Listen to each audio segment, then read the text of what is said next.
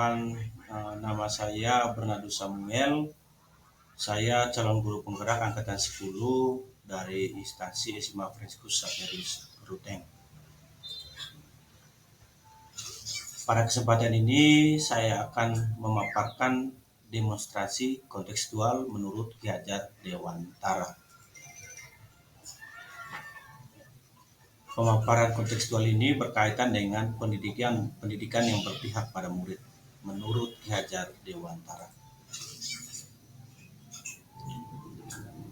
Menurut Ki Hajar Dewantara, pendidikan adalah tempat persemaian benih-benih kebudayaan dalam masyarakat. Ki Hajar Dewantara memiliki keyakinan bahwa untuk menciptakan manusia Indonesia yang beradab, maka pendidikan menjadi salah satu kunci utama untuk mencapainya. Pendidikan dapat menjadi ruang berlatih dan bertumbuhnya nilai-nilai kemanusiaan yang dapat diteruskan atau diwariskan. Ki Hajar Dewantara itu memiliki 3 semboyan. Yang pertama itu Ingarso Sung Tulodo, yang kedua Ingmadia Mangunkarso, yang ketiga Tutpuri Handayani. Ingarso Sung Tulodo, dia mengatakan bahwa seorang guru itu harus memberi contoh dan panutan kepada peserta didik. Ingmadia Mangunkarso, dia mengatakan bahwa seorang guru itu harus bisa membangkitkan semangat dalam diri peserta didik untuk terus belajar. Tutpuri Handayani, dia mengatakan juga bahwa seorang guru itu harus bisa memberikan motivasi kepada peserta didik. Dalam kebudayaan Manggarai, tutur-tutur yang sering kali disebutkan oleh orang tua itu yang berkaitan dengan semboyan pendidikan Ki Hajar Dewantara itu ada 3, tuing, titong, dan tuming. Tuing itu memberi nasihat atau mengajarkan hal-hal yang baik dalam proses pengajaran. Titong menuntun atau mengarahkan individu untuk belajar sesuai dengan potensinya masing-masing. Sedangkan tuming memberi contoh atau teladan dalam hal menambahkan nilai-nilai kebudayaan dalam pendidikan.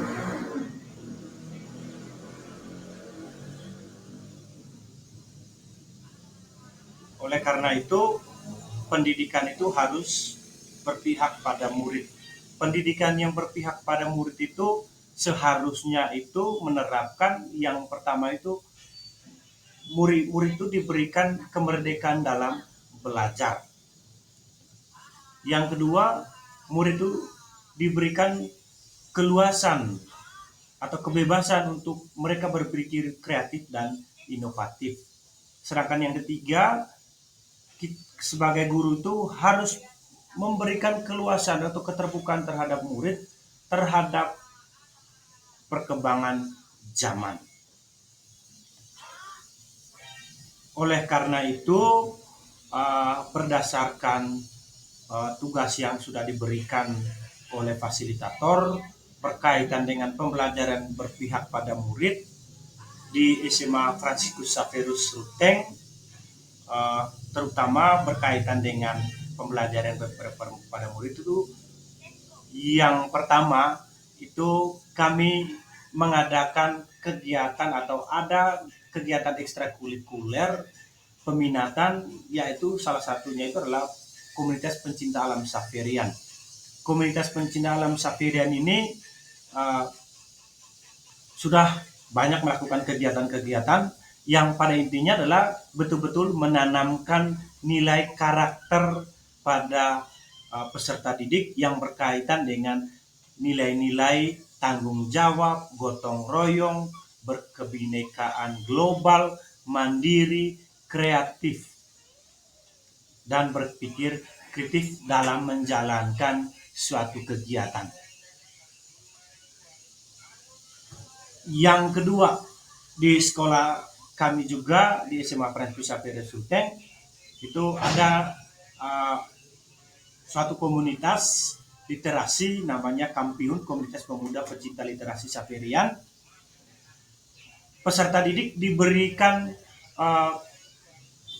keluasan untuk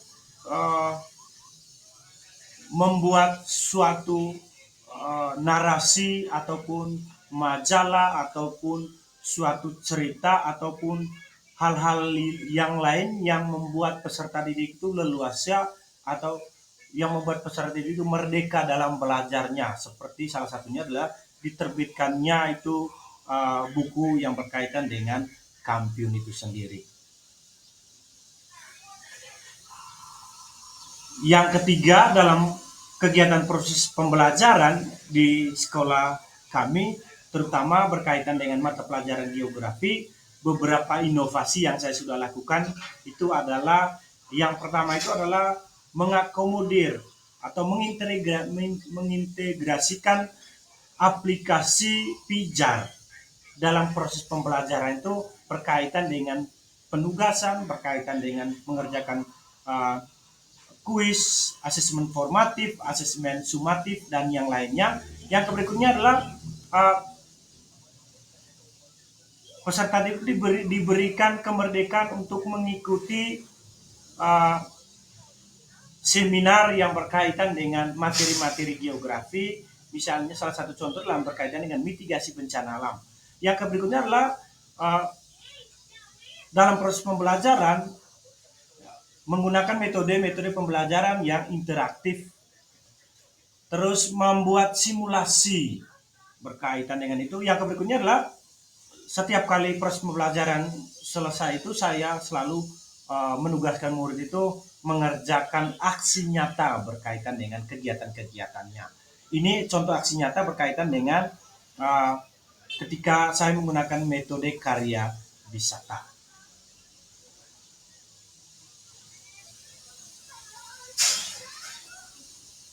Adapun tantangan yang saya dapat dalam melakukan proses pendidikan yang berpusat pada murid itu, yang pertama, rendahnya partisipasi peserta didik dalam proses pembelajaran. Yang kedua, dalam kelompok besar, peran kelompok itu masih diminati oleh individu tertentu. Yang ketiga, guru belum terlalu paham dengan filosofi pendidikan Ki Hajar Dewantara. Solusinya, guru secara mandiri harus mempelajari materi-materi atau modul-modul yang ada di TMM.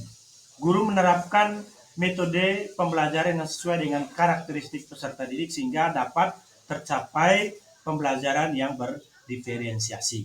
Guru merefleksikan kembali proses pembelajaran yang sudah berlangsung, dan yang terakhir itu guru membuat rencana tindak lanjut. Baik, itu saja hasil refleksi saya berkaitan dengan penerapan pemikiran Ki Hajar Dewantara dengan penerapan secara kontekstual yang ada di sekolah saya. Sekian dan terima kasih.